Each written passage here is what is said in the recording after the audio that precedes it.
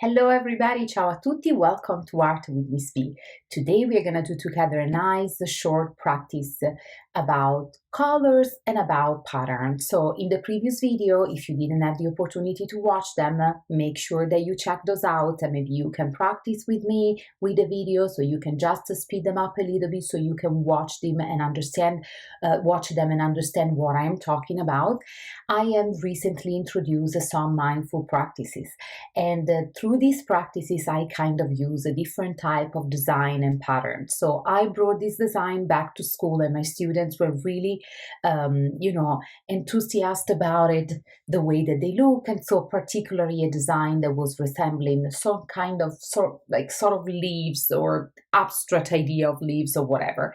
And so today I decided to combine an abstract design that is really, really nice for us to have a spontaneous approach to the practice, exercise our fine motor skills, and connect a little bit with the idea of mindfulness that I have been talking in the previous video. But also I want to go back to our colors and remember that in the past I did a couple of beautiful videos about the colors and the color wheel.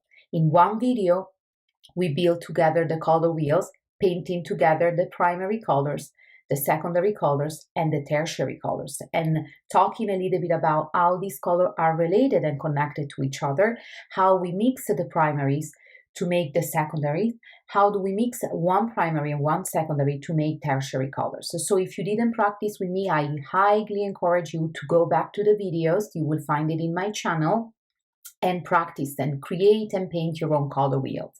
If you already have that because you practice it with me, you can take that paper and keep it next to you for a better understanding of what we are going to do today. Then we did an exercise about complementary colors, right? That we say there are the colors that are positioned in opposite places, so they sit on opposite places on the color wheel, okay? So we have, I don't know, the red and the green. We have the blue and the orange, right? We have the yellow and the violet. They are opposite on the color wheels, and they are complementary because they really enhance and support each other very well when we use them to paint. Today we're going to do an exercise. We're going to kind of challenge ourselves and limiting ourselves to color using just the analogous color. The analogous colors are the colors instead that sit next to each other in the color wheels. So of course we're going to have a cold analogous colors and warm analogous colors. I'm going to do two practices about these analogous colors. Today we're going to focus on the cold side of the analogous colors. There are colors that sit next to each other in the color wheel, and then we're going to do another beautiful practice when we combine together abstract design and warm analogous colors. If you are homeschool parents, that you are homeschooling your children and you're using my video as resources, make sure that you practice with them my video with the color wheels and the complementary. Take those paper and talk to your kids about pointing out the colors. Like, look, what is the color that sits next to the orange? Oh, it's the red orange and it's a yellow orange. These are analogous colors. What is the color that sits next to the purple? So discuss with them before you do the practice with me. Then prep your materials, and in the description box, I add all the materials that you need, so you will be all ready, and then we practice together. If you're kind of more of an advanced student and not a beginner or a young student, you can always do you, which means that challenge yourself to follow my lead about the analogous colors and challenge yourself to use a very limited amount of resources, in this case colors, but you can create any design that you want. If you want to do something that is more sophisticated, more complicated, you do you. Remember, the most important part is like that we limit ourselves today. We challenge our creativity to say, how can I create a beautiful piece? How can I create something that expresses my personality, my creativity, and the meaning that I want to give to this piece using just a very limited palette. If you are a teacher, a young, new art teacher, or if you're a homeschool teacher and you're using my video as resources, it's an amazing exercise. Sometimes I do it with my students. Students like to have the freedom to kind of personalize the project and For example, in this case, I would give them freedom to do their own design, change if they want to do choose if they want to do a more geometric type of abstract design, a more organic, if they want to create a symbol that they have in mind, if they want to create even a little simple landscape, right? Or still life. But then I just ask them, so the requirement that is the same for everybody is you need to use only cold analogous colors. Is an amazing, really good mental exercise when we kind of challenge ourselves to do something with a limited amount of resources. So I'm gonna switch the camera as always. I'm gonna do a simple organic abstract design inspired by one of my previous mindful practice. So you see everything, all the content in my website is very much connected because I wanna give you a very easy access to you so you can really benefit from all the practices that we did before, all the mindful practice that you can alternate and make you repeat as many times as you want. And once again, we go back to all the concept and elements and practices so everything makes sense basically. And this is very important because when things make sense, children, learning, everybody, even adults, we learn better, and most of all, we remember it better. So I'm gonna switch the camera. We're gonna do this short practice together. I'm gonna use today mixed media paper. You can use mixed media, Bristol, watercolors. I'm gonna use watercolors because, as I say, I try to switch and alternate very easy media that are easy for you to buy, affordable, easy to use, to clean, to store, right? Because I want my channel to be, affordable, accessible, easy to use and navigate through. If you don't have watercolor, or if you don't personally enjoy watercolors, you can use any media that you want. The most important things is that we are going to find together which are these analogous colors, and so you prep your analogous colors next to you. They can be pencils, crayons, markers, or as I'm doing, watercolor. So I'm going to switch the camera. Okay, here we are. I'm using a small piece of Bristol paper, actually mixed media paper. If you have a regular pad that is 9 by 12, you can always cut your pages in half, which is what I do. So you can have 2 projects out of the one piece of paper, you save money, and it's easy for you to store them. And our practices together don't take too much. If you want to do it on a bigger piece of paper, mostly if you think that your younger students need a little bit more space, use a big piece of paper because they tend anyway to do bigger pattern, bigger design, and so they have more surfaces to paint. I'm going to, as I say, proceed to create a very spontaneous abstract design that we are going to review together, the analogous color that we are going to force ourselves to use, and we are going to start to paint with the watercolors. So you set your material, and with the pencil very spontaneously, I think that I will do this type of leaves or shells shapes. Some students they look like shells, some other they look like mushrooms, they look like leaves. This is the beauty of abstract design, that they can look many different things for each one of us.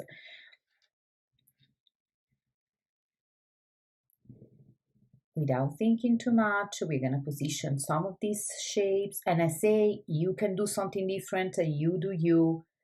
Each one of us has a different way to express the creativity. What is important that is a spontaneous abstract design, so we focus on the palette that we are using and not on the design.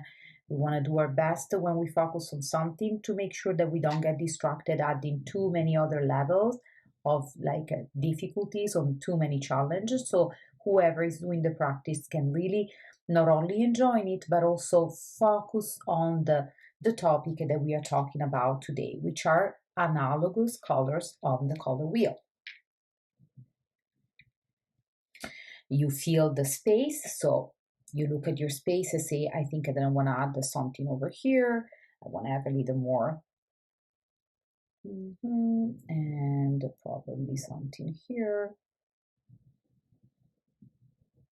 And I leave it that way because I want to have some white spaces that I might decide what to do after. Now, on to the color wheel. I have this pocket color wheel that you can find very easily, Michael, Hobby Lobby, Target, or you can just order online. It's very convenient. But remember, if you have been practicing with me, you should also have the beautiful flowers that we created together. So as you can see, The colors are next to each other, correct, in the color wheel. This is definitely the warmer side of the color wheel. So the red, red, orange, orange, yellow, we are going to leave them for another practice. So when we will use analogous colors, so colors that sit next to each other in the color wheel on the warm side. Today we are going to cover this up and we're going to focus instead on the cold side of the color wheel, right?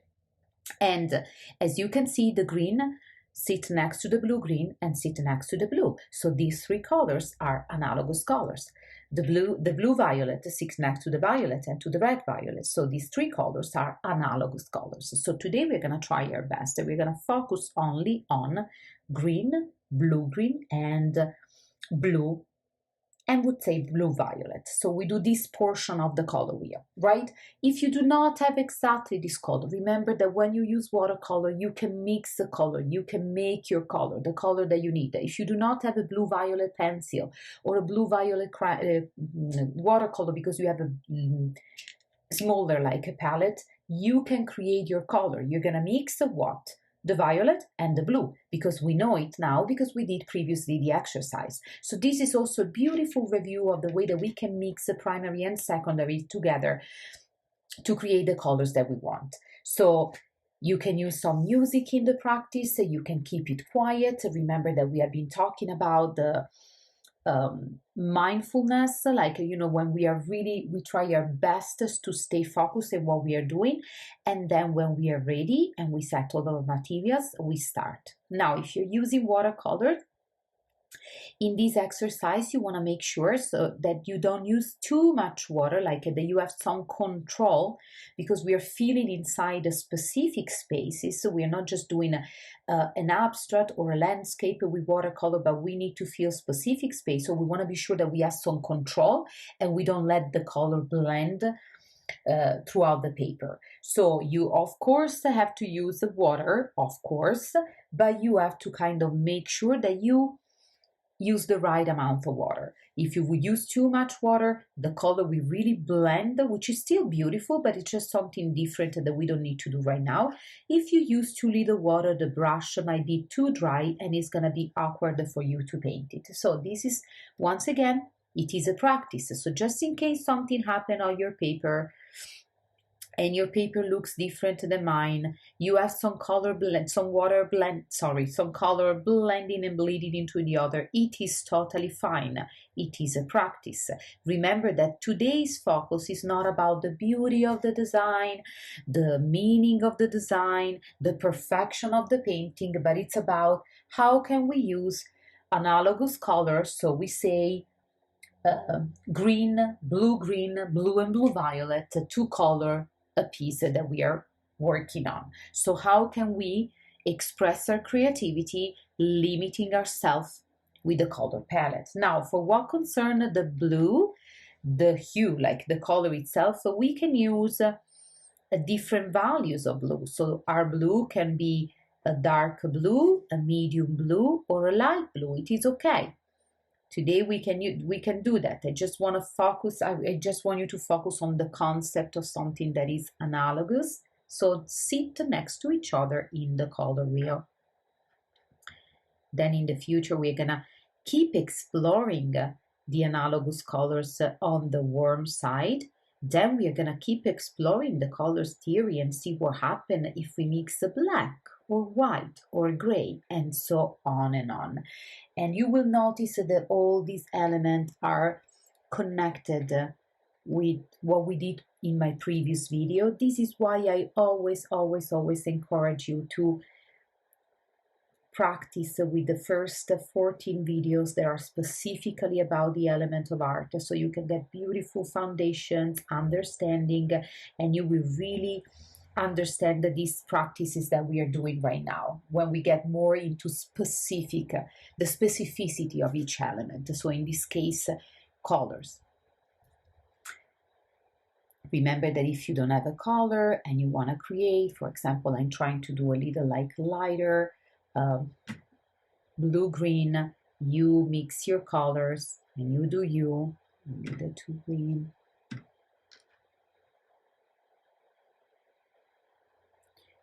And remember, try not to use too much of water, but just the right amount. Just in case the colors bleed into each other, it is perfectly fine. Not a big deal. Absolutely, because as we say, it was a spontaneous design, abstract design. So you're not going to be too picky with that. Students in school, they love this project, and I think that my best reviewers are my students in school. So I would do project with them and see if they work the way that they work, their response, and their level of understanding after the practice. And then I will kind of adjust and plan it for my YouTube channels, because we have different materials in school, we have a different setting, and also we have a different time and a different schedules, right? That the length of the videos here. So the students love the fact that I can leave them a little free to create their own design that doesn't have to look like mine. Some of them will go and will do it because I use a projector in school. So I use actually a visualizer type of this, so they can see my hands through a big screen in class. So I would do the practice with them while I explain, because I think that is extremely effective, and it creates a beautiful connection between me and the students, because we have this feeling that we are in this together, we are practicing together. This is what I hope to achieve also through my YouTube channel. I know that each one of us has a different pace. Some of us are faster or slower, and you have to do you.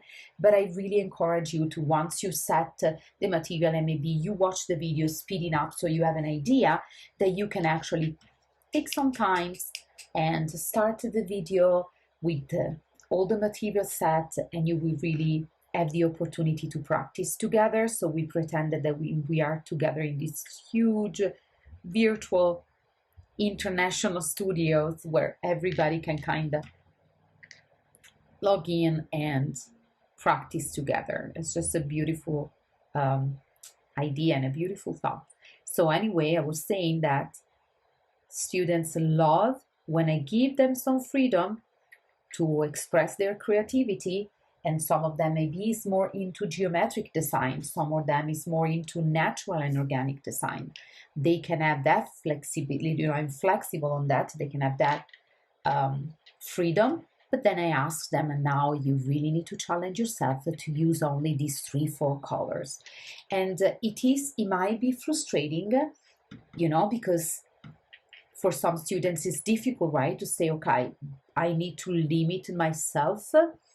But it's also an extremely, extremely good exercise, mental exercise, right? We need to stretch our creativity in order to just comply with the requirement of something, in this case, a limited amount of colors, and see what happens. Then I always have a little discussion at the end, usually after, like the class, the lesson after we finish a project, because I really like when the students are kind of able to take a moment to reflect on what they did, how they did it, and why we did it. That is really important. So if you're home homeschooling your kids, you can have 1 art sessions with them per week when they create using my video, and then you can have a smaller, shorter art discussions lesson when you grab the paper that your kids created, and then you invite them to reflect, and you ask them, what did you do? How did you do it? Why did we do it this way? And what did you learn from this experience? And if they are old enough, you can have them write notes on the back of their page. If they are young, you can just have them discussing together with you and guiding their discussion, of course. Remember also, everything that you create, you finish it, even if it doesn't come as you wished, and if not as you planned, you keep it. You can redo the practice as many times as you wish and as many times as you need, but please keep everything collected together and organized in a nice portfolio. because it is important for you to be able to go back and see the improvement and see the changes also in your styles, and to keep everything nicely organized. It's a very good practice that you can apply to many other fields and subject in life. So I feel that art and the practice of art give us the opportunity to really learn many valuable lessons.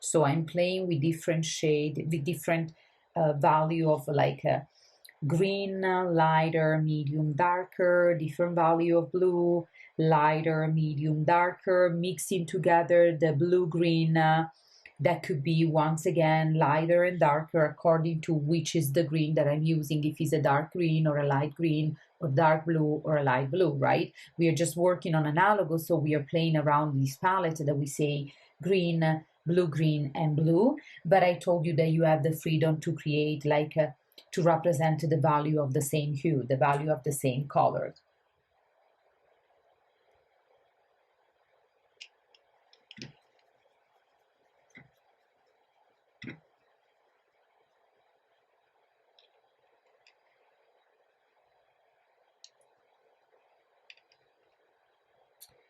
At the end, if your watercolor palette gets messy, totally fine. You can gently rinse it under the water so your colors will go back to their initial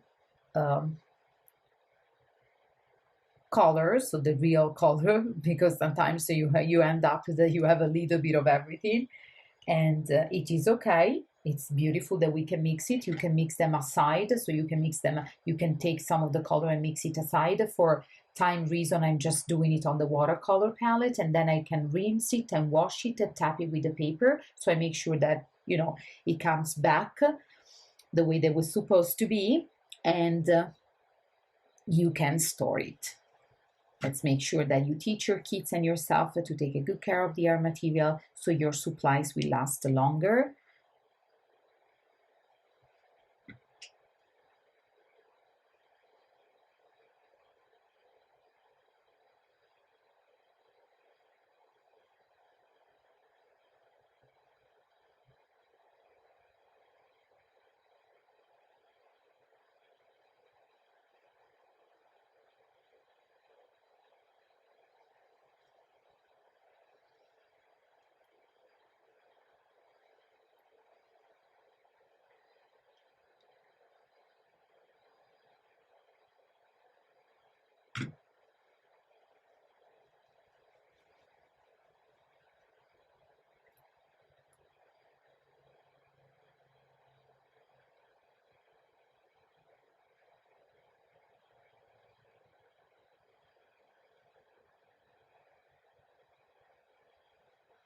If you're using the right amounts of water, so you did not like overwater the colors, they will get dry extremely quickly, and they will allow us to finish the pattern like we did in one of of my mindful practices, and that students really loved, the ones that I create the pattern just with the extra fine Sharpies, and I repeated the action of these beautiful organic lines over and over and over, created that state of calm, the sense of calm and state of focus, which is the goal of mindful practices. So if you go back in my video, you will also find that, and you will understand what I'm talking about and what was the inspiration actually of my practice.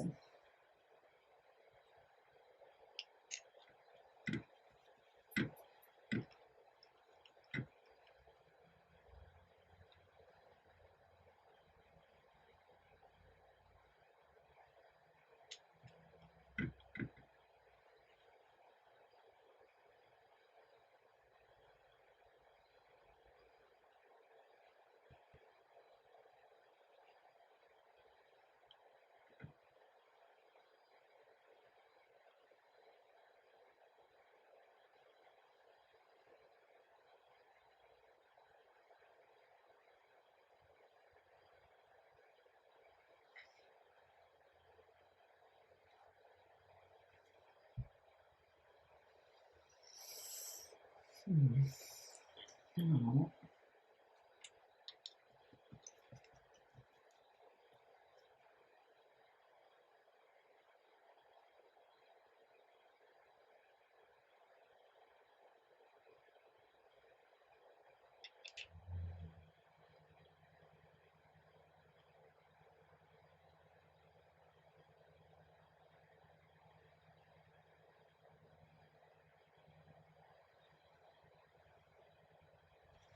and then just without taking any color, I will just kind of clean my brush, add in a little bit of water just to create, just to give the background a little bit of a nice light blue. Basically, I'm peeking over here and I keep doing it. A bit of water.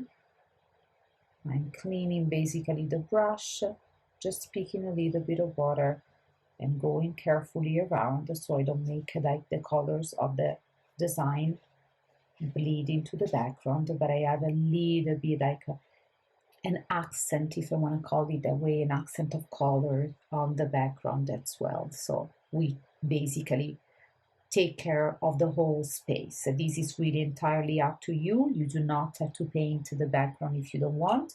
And once we finish, we can kind of set aside the palette.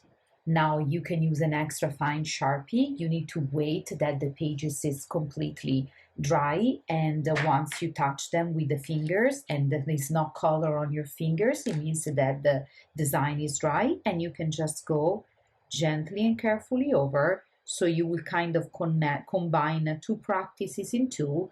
You worked and you learned about analogous colors, and now you're working on patterns and lines that we studied previously. And in these actions of repeating something over and over, you are gently inviting your mind to stay on topic, to stay present, to stay focused. And as we say in previous mindful practice, we all need to do this practice and include them in our week, because it is very difficult for us, no matter what is our profession or age, because we all struggle sometimes to keep our mind present, because we are constantly overstimulated in school, at home, with technology, in our job. We are always kind of planning in advance what do we have to do later and tomorrow and next week, which makes us extremely efficient, but also stress our mind so much. And I see it all the time in kids. It's more and more frequent to have students with ADHD, ADD, and any other struggles on focusing and be present in the moment. And I think that these practices are really a nice way to help and train our mind, because after all, it is a training. It's exactly like when we practice a sport. We train and we practice over and over and over. And it's exactly what we should do also with art, and also with this type of more social emotional activity that can help us to maintain and support our mental health and our ability to stay present and understand what we are really doing and what is happening to us. So it's something extremely, is a skill that we should all train, and is a gift that we are doing to our kids to teach them so they can shelter themselves from this fast-paced and overstimulating world that we created. Once again, if you want to do a different type of patterns, you don't want to copy mine, it is totally fine. Remember that today's activity was focused on analogous colors. What are those colors? How can we use them? And what happens if we have to create something with a very limited palette, for example, color palette with limited resources?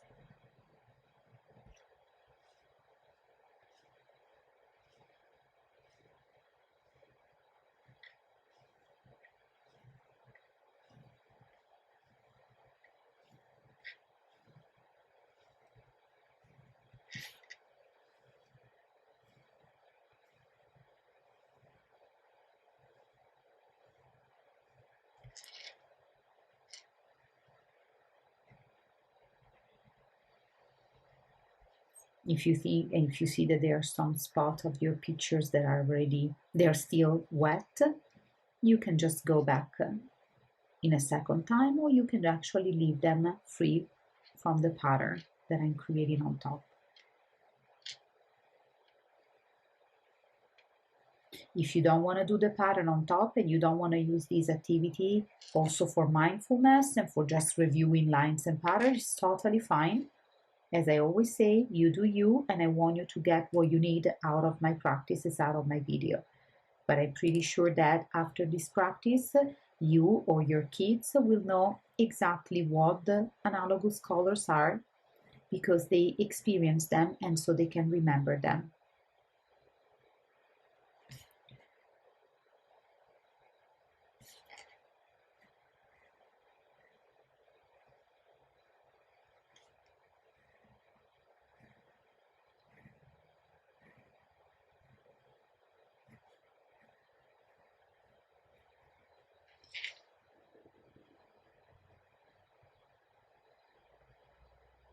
I'm gonna leave this for later because it was still pretty wet.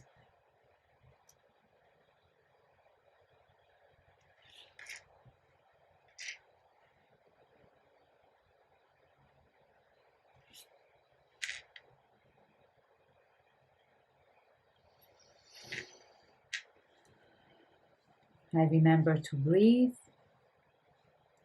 and stay with my hands and what my hands are doing right now on this paper.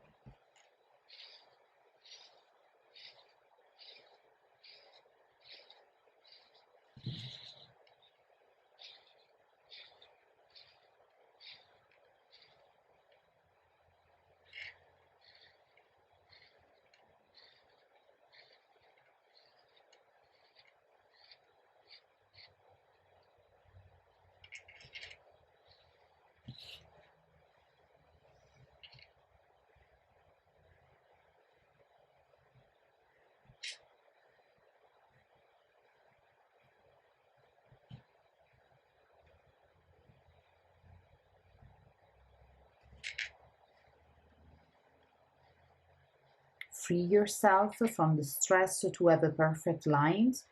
You just focus on the repetition of the actions of tracing lines. So these lines can be absolutely not perfect. They don't have to be perfectly straight. They can be closer or further apart.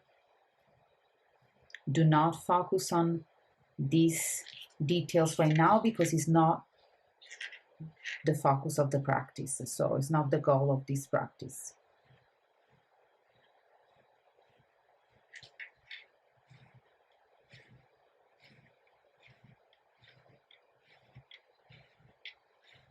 If you need to go slower, you will go slower than I'm going. If you need to go faster, you will go faster. If you're choosing a different type of patterns, like a dash line, a dots, or whatever, is totally fine.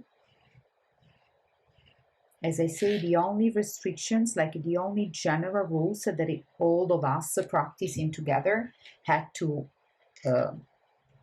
comply with was the palette, which is Analogous Colors. So colors that sit next to each other in the color wheel.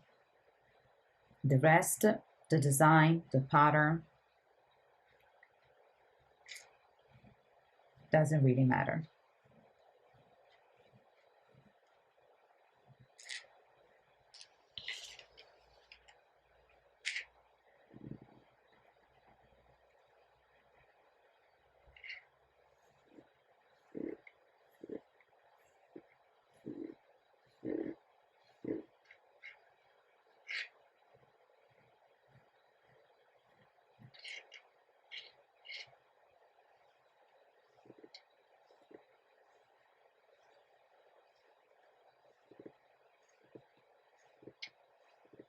Invite your kids, or if you are a beginner, invite yourself not to add any pressure with the markers on the paper, but just barely touch the paper and move your hands to trace the lines. So you will protect the tip of the markers and make sure that you're waiting that the surface is really dry, because otherwise you're going to ruin the Sharpie if you're using a Sharpie or any permanent marker, and then unfortunately you won't be able to use it again.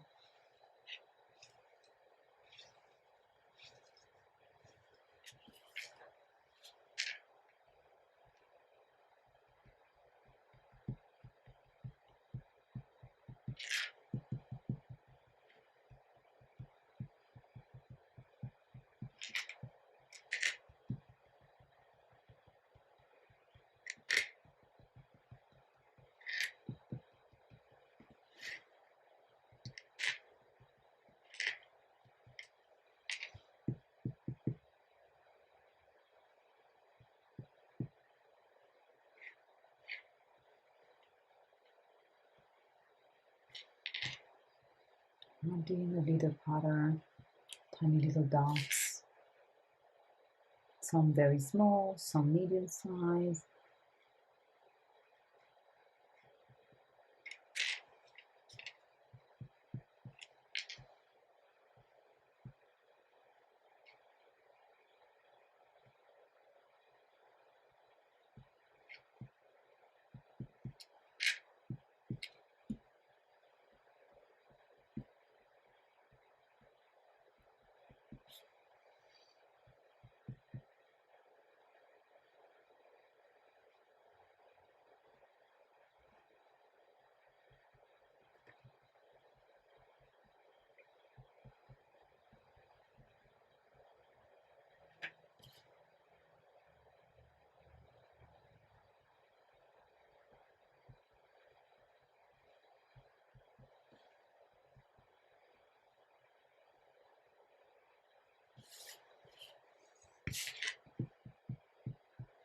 Sorry, sometimes I'm so focused on what I'm doing, then I move my paper around. I'm totally into the practice. That is a proof that I'm being very mindful, and I forget that I have a camera on top, so above me, and I should always keep the paper in the center. But as I say, it's a very spontaneous practice, and I am very spontaneous in this channel, exactly as I am with my students. And so when I focus on something, I really, really into it, which, it's a proof that these practices work to help me to be mindful.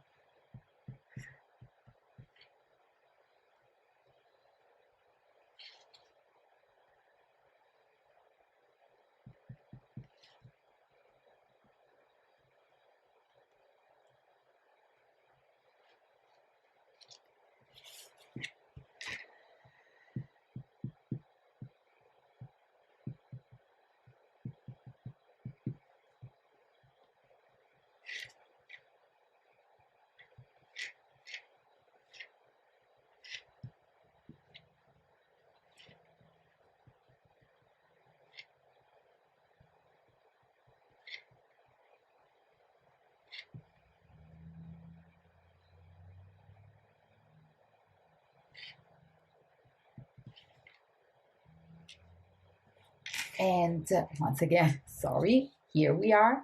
You can place the design really in any direction that you want.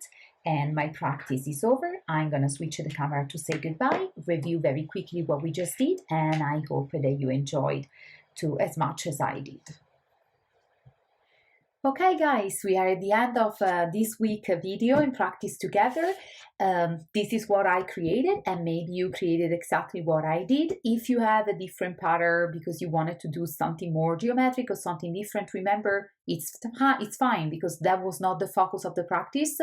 If you didn't want to do the patterns that I created on top with the black Sharpies, totally fine. Remember, the focus of today's practice was learning and understanding analogous colors. So then now we know they are the colors, so they're sitting next to each other in the color wheels. Today we did a practice on the cold side of the color palette, the color wheels.